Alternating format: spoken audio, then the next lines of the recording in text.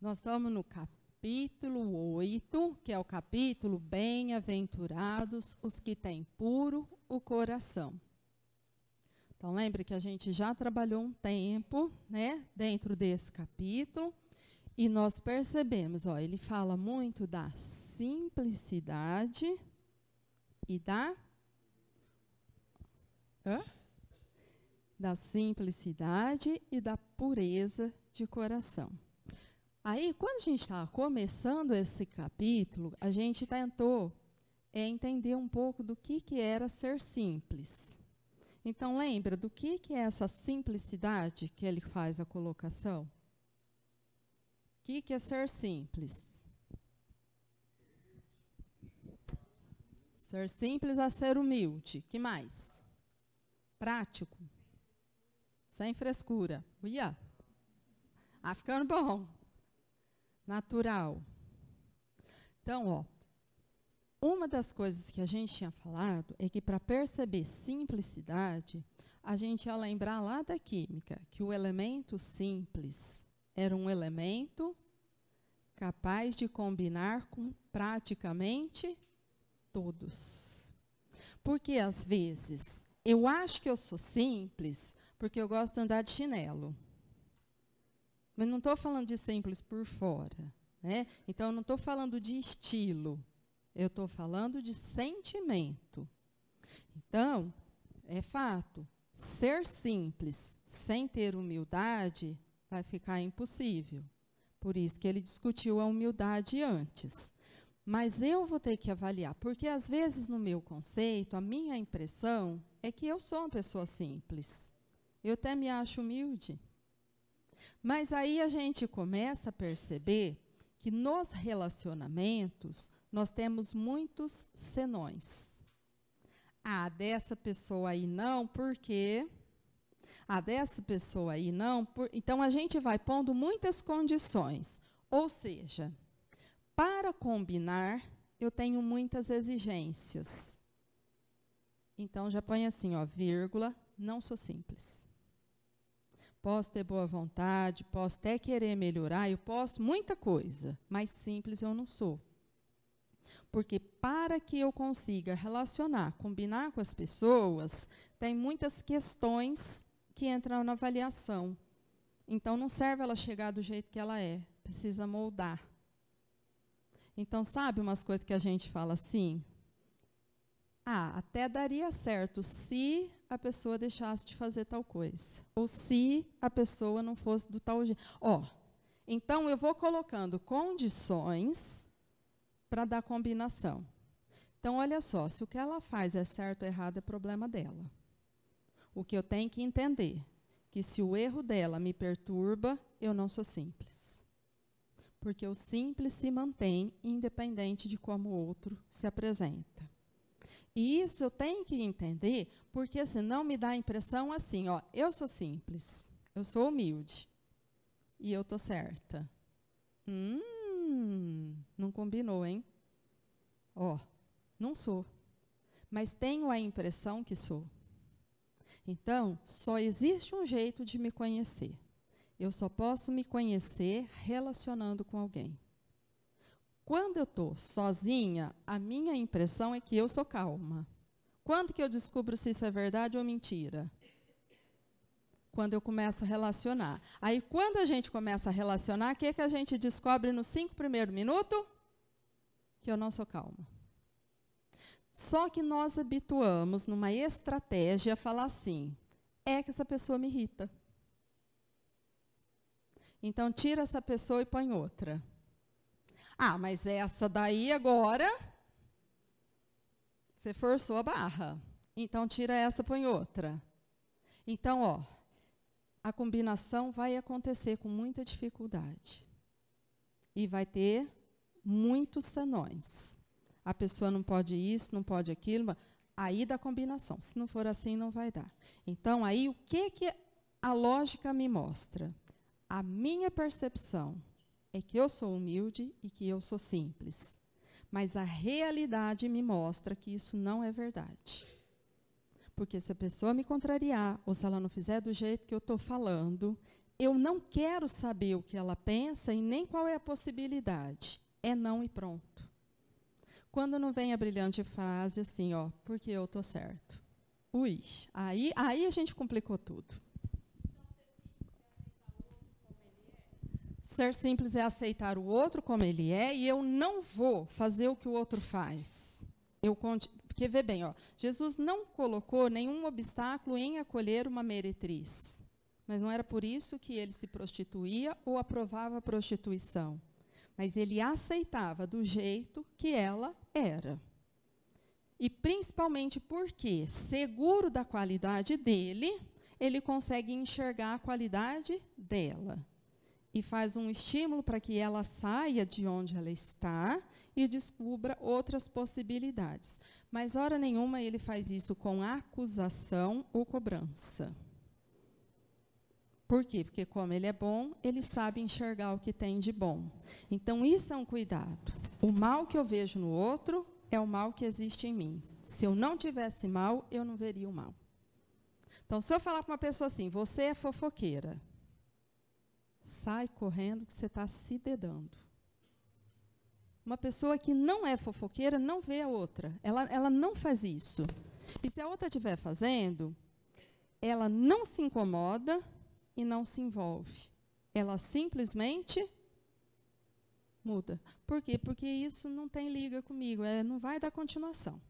Então, a gente tem que ter muito cuidado. E isso é uma das coisas que a gente fala e que, às vezes, fica um tempo para a gente identificar. Ó, quando que a violência do outro me irrita a ponto de eu desejar uma violência? Quando tem em mim. Porque se não tiver, eu vou ver aquela violência, o que é que vai acontecer dentro de mim? Compaixão, desejo de paz, que eles sejam esclarecidos. Começa a acordar situações de equilíbrio. Quando eu vejo o outro fazendo uma violência, acorda a violência dentro de mim, eu só estou confirmando isso. Tem lá e tem aqui. Só estamos em situação diferente. Mas a violência está nos dois pontos. Então, a gente tem que ser bastante cuidadoso. Por quê? Porque eu tenho que aprender a fazer uma investigação em mim. E qual é o ponto? Que muitas vezes eu fico confusa em relação à minha simplicidade. Será que eu sou?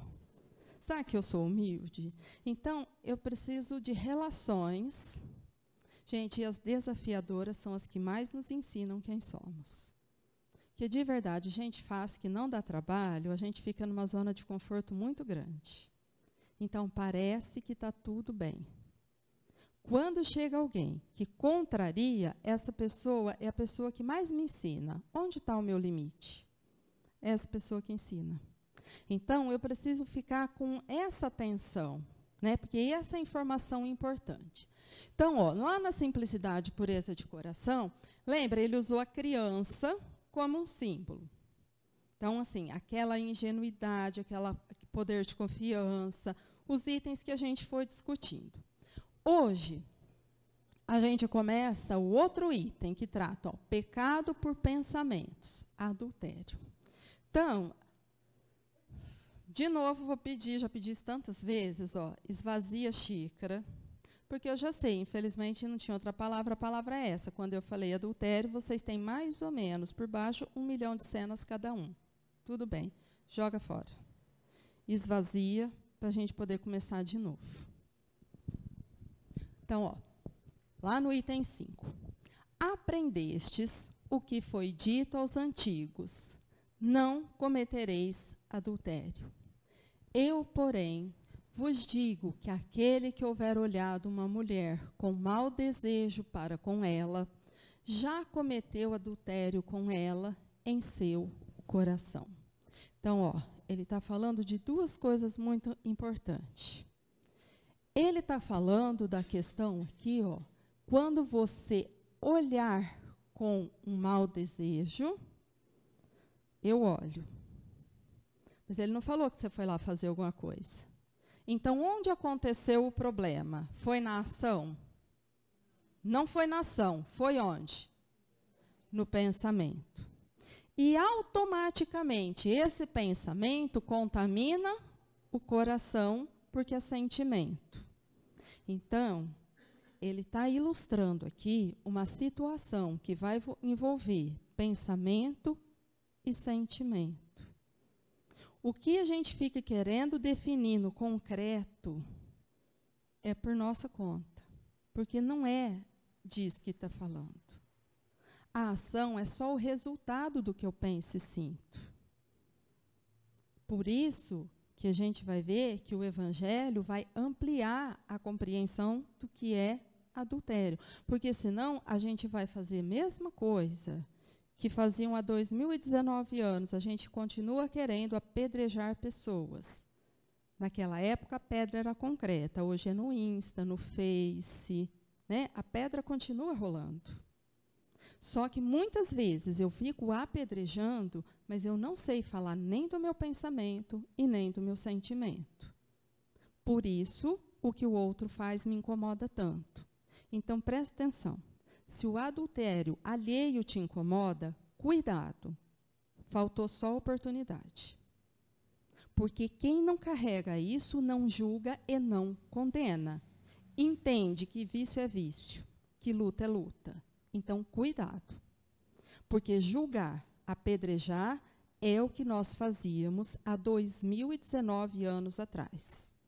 Não é aceito nem como comportamento mais. Não é possível que a gente não evoluiu em 2019 anos. Então, tem que mudar. Não pode ser mais assim.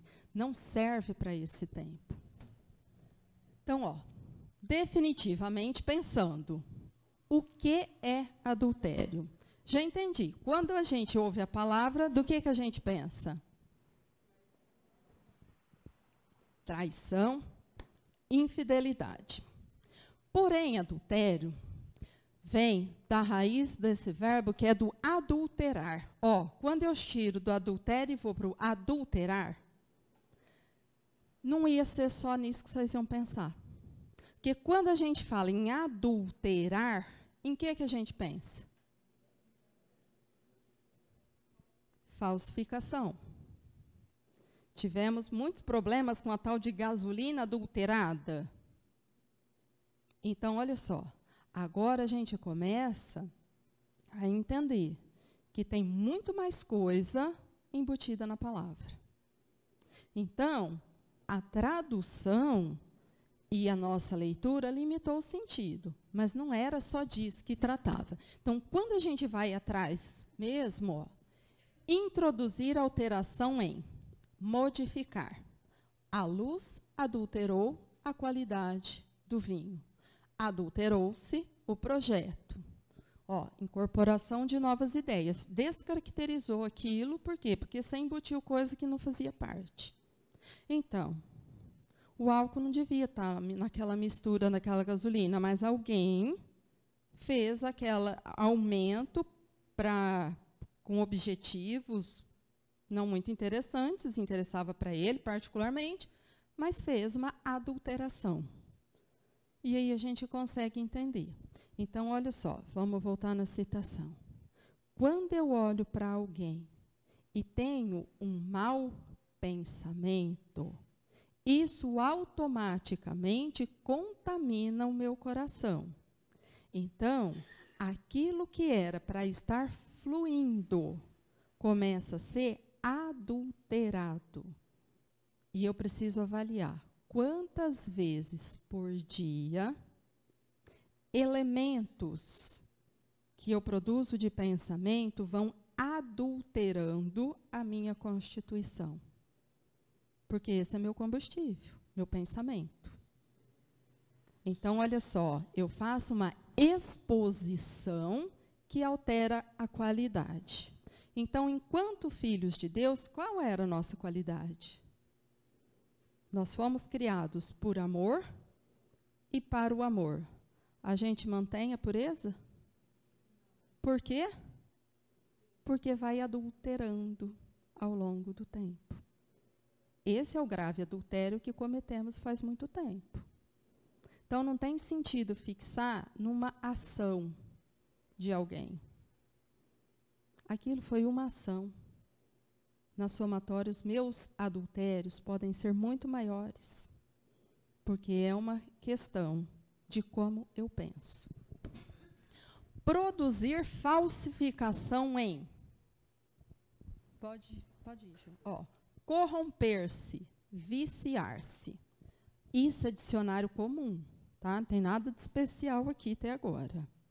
Então, ó, quando a gente for falar de adultério, nós não vamos mais alimentar uma imagem, mas sim essa noção que ele estava fazendo uma ligação de pensamento e sentimento.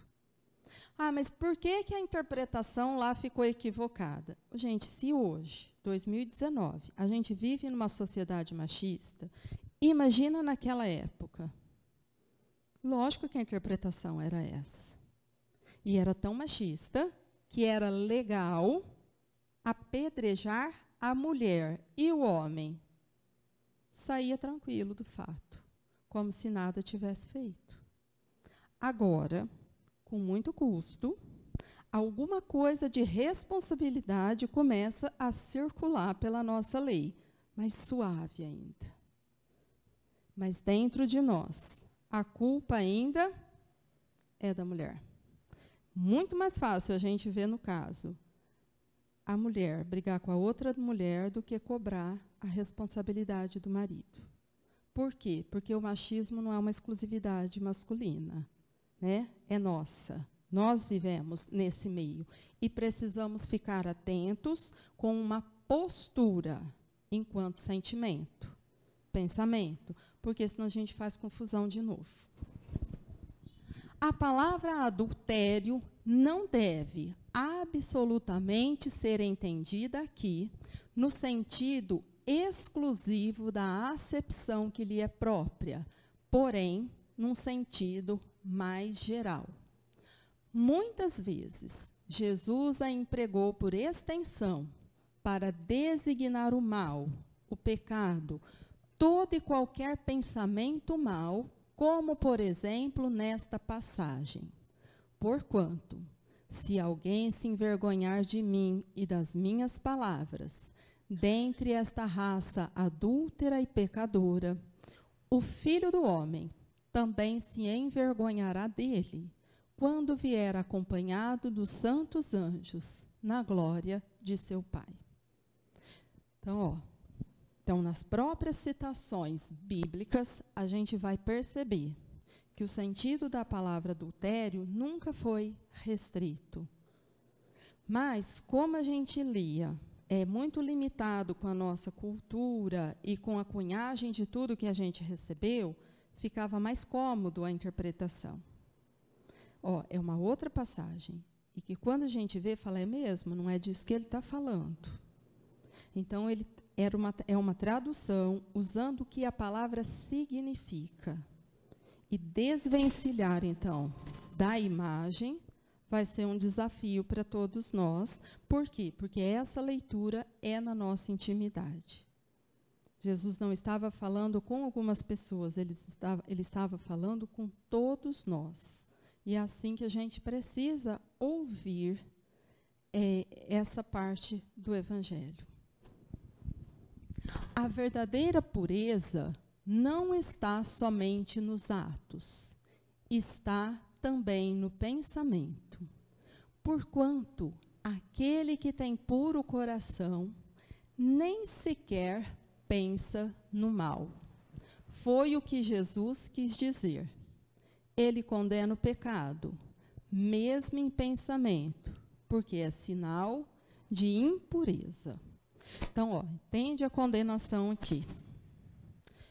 A condenação não é que Jesus não gosta, não é disso que ele está falando. Ele andou com ladrão, com prostituta, com aquele que era covarde. Ele não selecionava. O simples combina com tudo. Mas ele sabe que enquanto eu não solucionar, eu não chego à perfeição. Então, não tem como eu chegar onde preciso sem resolver essas questões. Qual é a condenação? Que toda impureza, obrigatoriamente, me traz um sofrimento. Por isso que não é vantagem nenhuma eu identificar a dificuldade do outro. Porque a dificuldade dele traz um sofrimento para ele. Mas o que aquilo que ele faz me incomoda é a minha impureza, e é essa impureza que me faz sofrer. Então, a gente aprendeu equivocadamente por muito tempo que a gente sofre por alguém. Eu não sofro por alguém, eu sofro por mim. Quantas vezes a gente falou assim, fulano me faz falta. Ele não te faz falta. Mas se você tem em você uma coisa que chama apego, vai fazer falta. Se você não tiver apego, ele vai e tudo bem. Então, o fato do outro sair ou ficar não é o meu problema. O meu problema é a impureza que tem em mim. E nós vamos ter que habituar agora com essa leitura, porque eu preciso fazer uma identificação para compreender exatamente o que eu estou sentindo. Porque senão eu sei que eu sofro. Mas aí eu olho tudo o que eu faço e acho que está tudo muito bom. Está tudo muito certo. Sou uma pessoa tão dedicada, tão boa, mas por que eu estou sofrendo? E eu não consigo entender. E se eu não conseguir entender, eu vou ficar arrumando uma justificativa que está aqui fora. Mas aqui fora não adultera o meu coração. Para adulterar o meu coração, precisa estar aqui dentro. Então, nós vamos ter que descobrir o que tem adulterado o nosso coração. O que é que a gente está misturando aqui que faz mal? Esse princípio suscita naturalmente a seguinte questão. Sofrem-se as consequências de um pensamento mau, embora nenhum efeito produza?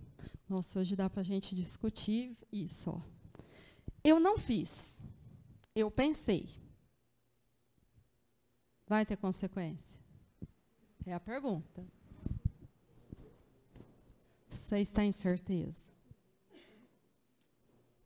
A minha outra pergunta. É quando tem consequência daquilo que eu só pensei, a gente consegue aceitar. Eu falo que a gente é esquisito. Tem certeza? Tenho. Você aceita? Não. Aí não. Então, olha só. Se eu tenho certeza, qual que é o caminho natural? Aceitar. Então, quantas vezes, diante de um sofrimento, a gente fala assim, mas eu não fiz nada. Isso não está justo. Mas a gente não está falando o que você fez, nós estamos falando o que você pensou. Porque se pensou, deu resultado. E agora eu tenho que entender, mas o que eu penso que está dando esse resultado? Porque não depende mais de fazer ou não fazer. Então, agora eu vou ter que... Olha como que vai aumentando a responsabilidade. E assim, de verdade, hoje, contabilidade. Quantos pensamentos a gente teve? Não dá para contar? Ou dá? Quantos muito bons. Olha, vai começando a fazer conta. Aí a gente começa a falar assim, então entendi o resultado. Então, só eu sei como foram os meus pensamentos. Porque só eu posso fazer essa identificação.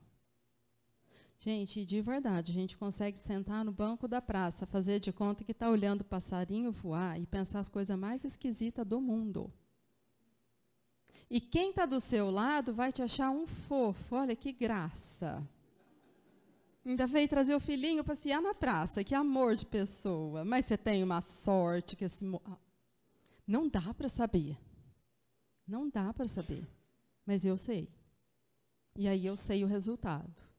Então, é um processo bastante particular. E só eu posso avaliar. E aí, quando é assim, a gente começa a entender quanto Deus é bom. Porque já pensou, se quem sentasse do lado conseguisse acessar o nosso pensamento, que vergonha que a gente ia passar. Ainda bem que não consegue. Porque a gente ia passar muita vergonha. Seu filho ia descobrir que você mente todo dia para ele. Como não vai acessar, você continua com aquela cara de quem contempla a paisagem e fica tudo certo. Mas você sabe o cálculo que tem que fazer.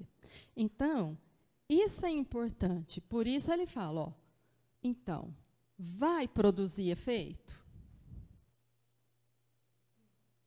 Sim? Certeza? Então, tá bom. Então, vamos lá. Cumpre-se, faça aqui uma importante distinção. À medida que avança na vida espiritual, a alma que enveredou pelo mau caminho se esclarece e se despoja, pouco a pouco, de suas imperfeições, conforme a maior ou menor boa vontade que demonstre, em virtude do seu livre arbítrio. Então, ó, aqui para mim é outro ponto importante que nós vamos ter que parar e pensar. Então, ele está falando assim, ó, eu vou avançar na vida espiritual. Isso a gente já sabe, a lei do progresso. Quanto tempo gasta para fazer isso? Conforme a maior ou menor boa vontade que eu determinei. Então, assim, ó, se demora 1 ou 10, depende de mim. Quanto tempo eu gasto para aprender esse tema? 1 vida ou 10? Pergunta para você, tem tema que está repetindo faz quanto tempo na sua vida? Que você olha e você faz assim, ah, não, de novo, ah, não.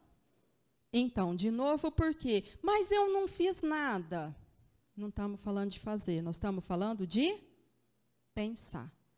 Quanto tempo por dia você pensa nisso?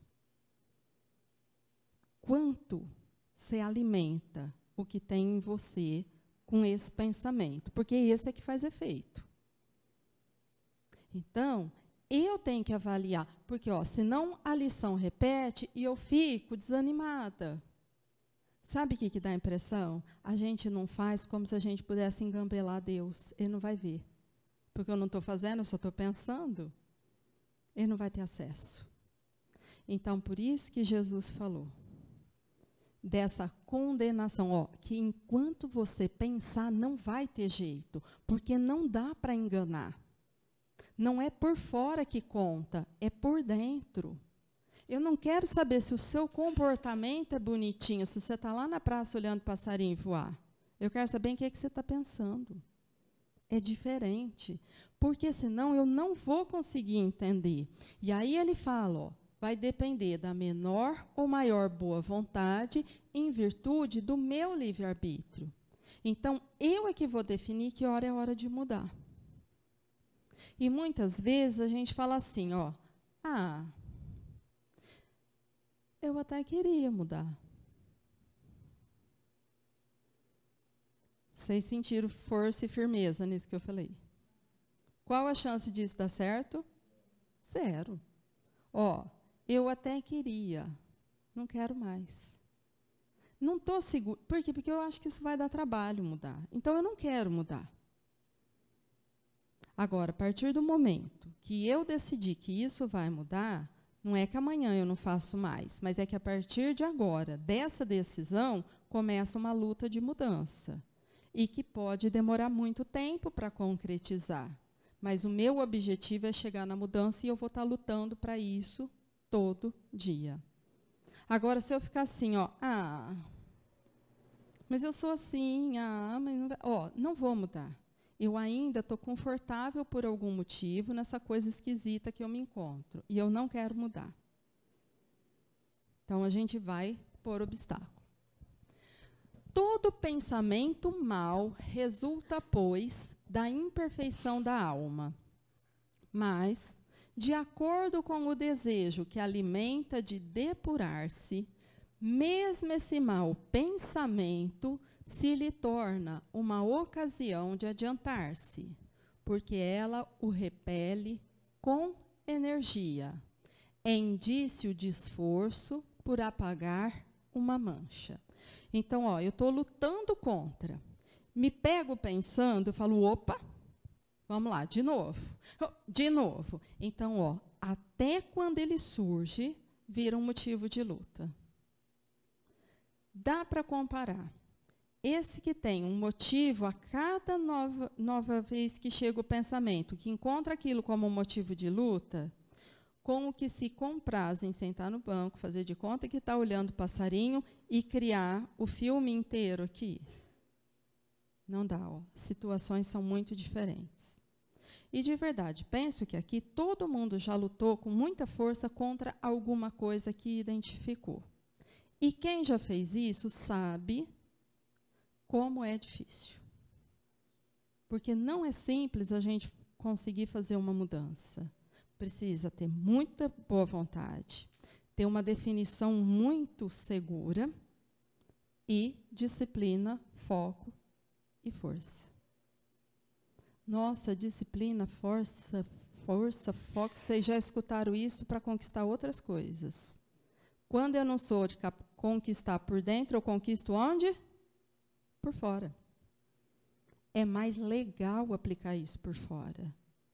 Porque aí eu faço força aqui fora e aqui dentro. Fica tudo do jeito que está. Mas esse foco, força e disciplina, eu vou precisar usar internamente. O de fora tem que ser só a minha inspiração. Porque se eu não fizer essa correção, essa harmonização, eu não vou conseguir chegar à perfeição. Então, apesar de por fora ter ações agora que estão regradas, bem articuladas, por dentro, eu ainda tenho um mundo onde eu crio coisas que eu não tenho coragem de contar. E, ó, não sou eu. Todo mundo tem esse problema. Pensa, às vezes, quando você distrai, para onde seu pensamento vai embora? Qual é o mundo paralelo que você adora alimentar? E fica. E cria. E todo dia você visita esse mundo. E ele é cheio de detalhes, cheio de coisas. Tem tantas histórias. Nenhuma é real. Todas são suas fantasias. Mas seu pensamento tem tanta informação desse assunto. Você gasta tanto tempo com isso. Só que quando alguém chega junto e te pergunta, opa, guarda o mundo. Esse é meu e eu não conto. E muitas vezes, se contar, são pessoas escolhidas a dedo, porque dá vergonha de contar. Por que eu tenho vergonha de contar uma coisa que eu penso? Em qual a situação que isso acontece? Se eu tiver certeza que aquilo não é certo, a gente esconde. Por quê? Porque dá vergonha. Eles vão me julgar. Vou contar? Não. Eu guardo. Então, eu preciso avaliar que mundo é esse e quantas informações ele recebe por dia, para eu entender de verdade quem sou eu. Senão, eu tenho a impressão que esse mundo não faz parte de mim. É como se fosse um mundo. Ah, mas é fantasia?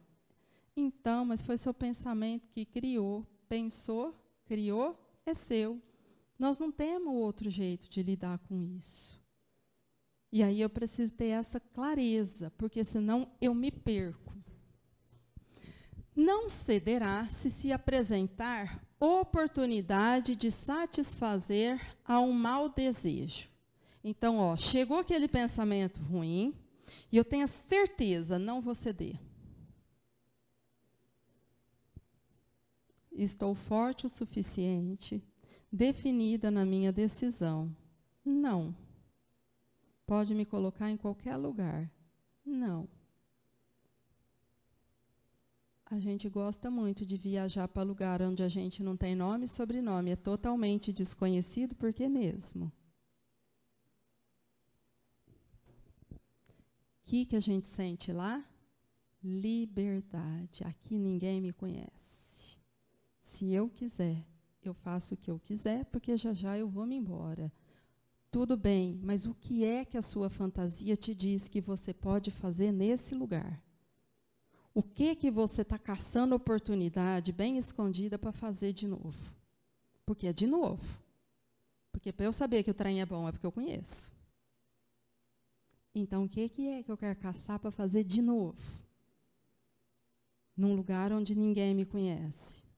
Que não é uma cidade pequena, que sabe que a minha mãe é a Dona Dalva, que meu pai é o seu João. Que mas aqui não dá. Então, por que lá dá? O que é? Eu preciso saber. Porque isso sou eu. E se não for assim? Gente, pensa. Né, o povo vai para a Europa e posta foto de onde? Museu do Louvre. Torre Eiffel. Só disso que posta foto. Mas é só isso que aconteceu na viagem? Nunca. De jeito nenhum. Mas por que o resto não pode aparecer? Vergonha. E é tão vergonha, e é tão estranho, que muitas vezes vai ter uma restrição, não é aceito. Eu corro risco de exclusão. Então, eu preciso perguntar, isso é isso mesmo? É um equívoco? Ou o que acontece? Porque eu preciso me compreender. Então, enquanto eu permitir que a medida aconteça pelo julgamento do outro, eu não sei quem sou eu. Porque eu fico permitindo a medida acontecer pela opinião alheia. E as pessoas têm opiniões muito esquisitas. Então, não serve a opinião do outro. É a opinião que eu tenho. Por que isso me incomoda? Então, é bem mais profundo.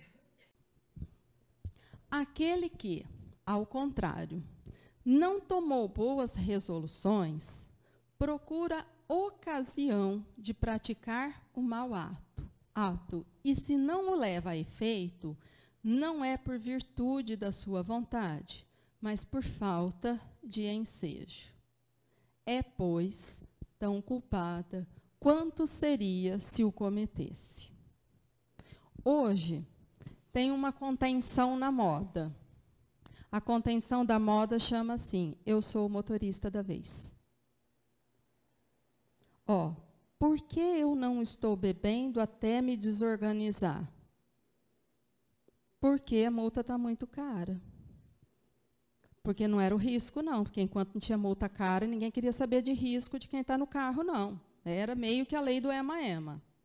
Mas agora, como estão mexendo com dinheiro, e dinheiro é uma coisa que a gente é bem apegado, criou-se uma restrição. Eu sou o motorista da vez. Se eu sou o motorista da vez, hoje eu não bebo. Porque eu não tenho ensejo para. Porque se me der chance, a próxima festa não serei eu o motorista. Pega a outra aí que a minha vez já passou. Então, olha só. Eu só não faço quando tem uma restrição. Se não tiver, eu faço. Peguei uma coisa bem superficialzinha.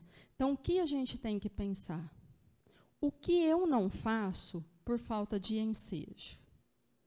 Porque se eu fizer, as pessoas vão perceber, porque vai ficar uma coisa que eu vou me sentir por demais exposta, não vai ser bom por conta do julgamento que virá. Mas que quando eu tenho a garantia de estar preservada do julgamento e da exposição, eu faço. E isso só eu sei. É com isso que eu preciso ter contato e entender. Isso também sou eu. Então, eu sou as coisas boas que eu faço, mas isso também sou eu. E isso também alimenta esse circuito de energias que sou eu. E eu preciso ter essa noção. Porque, senão, na hora de fazer a contabilidade, eu olho aqui o que eu pensei de bom e os meus atos, e eu ignoro essa parte. Aí, a nossa contabilidade, a de Deus, não fecha. Acontece uma coisa na vida, a gente fala assim, não, mas isso não é justo. Deus não podia fazer isso comigo. A nossa contabilidade não está combinando. Por quê? Porque eu tentei agora, fazer caixa 2. Não tem caixa 2 para nós. Caixa 2, gente, vai tentar ser legalizado só em Brasília. Para nós não tem caixa 2. Eu fiz, é meu. Não tem jeito. Então, eu vou precisar agora começar desse contato, para que eu possa entender onde está a minha fragilidade. Em resumo, naquele que nem sequer concebe a ideia do mal, já há progresso realizado. Naquele a quem essa ideia acode, mas que a repele, há progresso em vias de realizar-se. Naquele, finalmente, que pensa no mal e nesse pensamento se compraz, o mal ainda existe na plenitude da sua força. Num, o trabalho está feito. No outro, está por fazer-se. Deus, que é justo, leve em conta todas essas gradações na responsabilidade dos atos e dos pensamentos do homem. Então, olha, todo o nosso esforço de mudança é considerado. Então, ó, eu tenho isso, mas cada vez que eu identifico, eu luto para mudar. Ó, já não sou mais aquela mesma pessoa que sentia prazer em fazer aquele mal. Então, ó, o que tem prazer funciona de um jeito. O que luta contra, que normalmente quando a gente está nessa fase, nós estamos, é aquela fase de muito conflito. Eu sou, mas eu não quero mais ser. E toda vez que eu me pego nisso, eu fico lutando contra. Por quê? Porque eu sei que isso não é bom. Eu sei que com isso eu causo dor nas pessoas. Eu não quero mais. Então, é uma luta que eu vou me empenhar até transformar. E aquele que já transformou, nem pensa nisso mais. Por quê? Porque agora resolveu. Ele já conquistou. Então, pode vir o estímulo que for. O que acontece? Nada. Não acontece nada. Porque como eu não tenho mais esse mal, está tudo resolvido. Tenho que estar aqui, ó, vem o estímulo, acorda e eu vou começar a luta. E o outro, que ainda tem prazer com isso, fica aguardando a oportunidade de poder repetir ainda mais. Então, essa diferença, nós é que vamos precisar identificar para conseguir fazer agora um trabalho conosco mesmo. Porque, olha só, se isso já está resolvido em mim, quando chega um estímulo, o que eu vou sentir? Ó, uma pessoa muito honesta, quando ela vê alguém se apropriando de alguma coisa que não lhe pertence, como é a reação do honesto com certeza? Sem vacilo. Ó, eu posso denunciar, eu posso falar com a pessoa, mas o que não vai acordar dentro de mim? Raiva, nem ambição, está resolvido. Então, como não é por raiva nem por vingança, eu consigo, inclusive, chegar na pessoa e conversar. E limitar. Em paz. Porque eu estou em paz. Quando eu vi, não acordou nenhum sentimento ruim. Agora, quando eu vejo, e aquilo aguça, o que tem que começar a acontecer? Uma luta. A pessoa está fazendo isso, problema dela. Eu não vou mais fazer. É uma definição interna. Eu não acho certo, não vou ajudar, mas eu vou me vigiar porque eu não posso fazer. Então, assim, está resolvido? Não está resolvido. A pessoa fazendo me incomoda? Me incomoda. Mas qual que é a minha proposta? Mudar. Então, eu vai me colocar numa luta. E vai ter o outro que vai olhar, vai falar assim, entendi. Se o jogo não abrir para todo mundo, eu ainda vou te dedar. Então, é assim, ó, ou tem para mim também, ou não tem para ninguém. Ou seja, eu sou do jogo. Eu gosto disso também. Entendeu? E a parceria de vamos ser cúmplice vamos começar agora uma cumplicidade automaticamente. Então, ó, muito diferente as situações. Só que se eu não entendo isso em mim, seja lá com qual tema for, como é que eu vou pedir ajuda para o meu amigo espiritual, ou para Deus, ou para quem vocês quiserem? Porque se meu problema é sentir prazer com isso, eu preciso de ajuda para quê? Olha que difícil. Ó. Todo mundo, ó como é nossa, é cultural. Fala que é errado, todo mundo faz. Quem não faz isso? O mundo é dos espertos. Ó, eu quero lutar contra isso. Então, na hora que eu tiver que fazer minha oração, o que é que eu preciso pedir? Porque, cuidado, gente, na maluquice nossa, é capaz que a pessoa pede ajuda para o amigo espiritual para roubar e ninguém descobrir. Olha que loucura. Eu vou pedir para Deus, para a arte que eu estou fazendo de desviar, não seja descoberta. Ou seja, eu ponho Deus na jogada de cumplicidade. Eu roubo, o senhor rouba, estamos aí, está tudo certo, sua parte está garantida. Olha que coisa maluca. Então, olha só, se eu tiver um pingo de juízo, o que eu preciso começar a pedir para Deus? Ó, lucidez e entendimento. Eu sei que está errado, mas eu não sinto.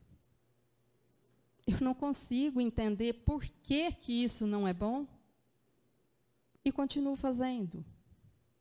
Diferente do pedido do que está na luta, que é diferente do que já venceu. Ó, outra situação comum. A gente, quando às vezes tem uma situação de poder, às vezes chega mesmo à violência.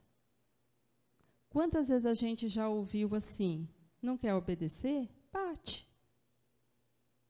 Pune. Castiga. Ó, isso é vício. Eu gosto do prazer que o poder me dá. E se para isso eu precisar bater numa criança, eu vou bater. Porque vai me obedecer. Porque aqui quem manda, olha, é totalmente de prazer mórbido. Eu não tenho essa noção. Porque eu não consigo avaliar por que ser assim causa dor no outro. Porque é só ele me obedecer. Ó, que simples que é. Não. Se ele tem obediência ou não, a conversa é com ele. Eu preciso entender por que ter prazer a partir do poder que chega mesmo à violência faz com que eu sinta essa coisa mórbida. Então, o meu pedido de ajuda é um. Quando eu uso esse poder, mas eu já me arrependo e estou em luta com isso, o meu pedido é outro. E quando eu não faço mais isso, eu não tenho problema nenhum em limitar a pessoa que não sabe obedecer. Porque eu vou ser firme, sem ser cruel, sem ser violento. Eu vou falar com educação. E, a partir da experiência que eu já construí, com muita compaixão, eu vou ensiná-la a importância da disciplina, o quanto ela precisa dedicar para chegar em algum lugar. Mas isso é uma avaliação que só eu posso fazer. Então, fazer a identificação de qual lugar é o meu é fundamental em qualquer tema da vida. Porque, senão, eu não tenho clareza do que eu tenho que pedir. Porque eu não sei o que eu faço. E é bastante comum em nós que a gente faça uma prece e não entenda a resposta. E aí a gente desanima, porque parece que Deus não responde. Eu faço oração, mas eu não sinto nada. É que o que você quer sentir não é possível. Você está pedindo para Deus te ajudar a enganar seu pai e sua mãe, para você ir na balada, usar droga. Como Deus vai te ajudar nisso? Não tem jeito. Então parece que não tem resposta. Eu quero que Deus me ajude, por quê? Porque eu quero dar uma rasteira no meu colega de trabalho, porque eu quero aquele cargo para mim. Não vai ter jeito. Então, parece que ele não te responde. Mas ele respondeu, é que você não ouve o que ele responde. mas também porque você não sabe em que lugar que você está. Então, essa identificação de quem nós somos aqui na classificação é fundamental para a gente ter uma chance de começar a aproximar da nossa essência. Qual é o estágio que eu me encontro agora? Vai ter coisa que está resolvida, que vocês vão falar, isso realmente não me incomoda mais, consigo de bom coração auxiliar. Outras, a gente está no meio de um conflito assim, que tumultua todo dia a nossa cabeça. E, infelizmente, para outras coisas, nós estamos sensibilidade zero. Zero mesmo. Então, às vezes, aqui no grupo menor, eu falo muito para eles o seguinte, quando a gente vai embora, hoje está mais friozinho, chovendo, às vezes a gente vê alguém dormindo embaixo da marquise. E a gente faz assim, coitado, né? Essa noite está frio. Às vezes está até com fome. Nó, que dó, hein? Muda o meu caminho até em casa? Você vai deixar de dormir na sua cama quentinha? Eu sei que está errado, mas a minha sensibilidade para essa situação é zero. Não faz nada. Eu sei que é um filho de Deus, eu sei que alguém precisa ajudar. Eu sei, mas eu absolutamente não sinto nada. Nenhum conflito. Durmo bem a noite inteira. Então, isso já é um erro identificado e o qual eu sou totalmente insensível. Então, eu preciso ter essa clareza. É nesse lugar que eu me encontro. Só que isso vai dar resultado. Porque não é possível a indiferença não dar resultado. Está construída, vai dar resultado. Só que quando, ao longo do dia, eu relaciono com alguém que é indiferente e que larga o famoso assim, me deixou no vácuo, o que acorda dentro da gente? Raiva. Mas eu preciso entender, dá resultado. Porque eu sou indiferente com muitas situações ainda. Então, não adianta eu reclamar da indiferença. Mas se eu não sei disso, eu vou falar por que Deus deixa acontecer isso comigo. Não é que Ele deixa, é que eu construo. Se eu construo, dá resultado. Então, essa clareza é fundamental para a gente compreender. Então, quando a gente vai entendendo isso melhor, a gente entende esses espíritos mais elevados, como eles são brilhantes. Né? Quando a gente canta lá na oração de São Francisco, é dando que se recebe. A gente passa a vida querendo receber para pensar se vai dar alguma coisa. E não dá resultado. Por quê? Porque a regra não é essa. Então, quando eu entendo o dando que se recebe, eu falo, é mesmo, porque se eu construir, o retorno é garantido. Mas se eu não construir, nem se me derem, eu não tenho como pegar. Porque eu não tenho ligação para isso. Então, essa clareza vai agora fazendo com que a gente entenda. É desse adultério que ele está falando. Disso que entra no meu pensamento e vai adulterando a energia que devia ter uma harmonia e já não tem mais. Que eu fui mesclando com situações que são totalmente desarmoniosas e que produzem um resultado esquisito. E que agora eu começo a entender. Então, a nossa sugestão, né, para a nossa semana é que a gente gaste mesmo um tempo fazendo a contabilidade do dia. Como foi meu dia hoje? Eu alimentei meu mundo paralelo? Quanto tempo eu dediquei com coisas boas para o meu mundo real e quantas vezes eu precisei voltar aqui no mundo que tem os prazeres mórbidos? E quanto eu fiz isso? Para eu começar agora a fazer um mapeamento de quem sou eu. Não vou falar, não precisa falar para ninguém. Mas eu começo agora a ter uma consciência mais clara de como eu tenho me constituído. E isso é bastante importante. Tudo bem? Eu sei que tá. Não vou falar que não, porque tá, uai, é assim. Alguma dúvida até aqui? Temos algum problema? Vocês concordam com os critérios divinos que a gente constrói e a gente que recolhe? É a regra. Então, ó, se ficar alguma dúvida, a gente ainda vai voltar nesse tema, porque nós ainda não terminamos o item. Mas é bem importante que a gente consiga fazer, então, agora, essa compreensão, né, para chegar um dia ter condições de responder quem sou eu de verdade.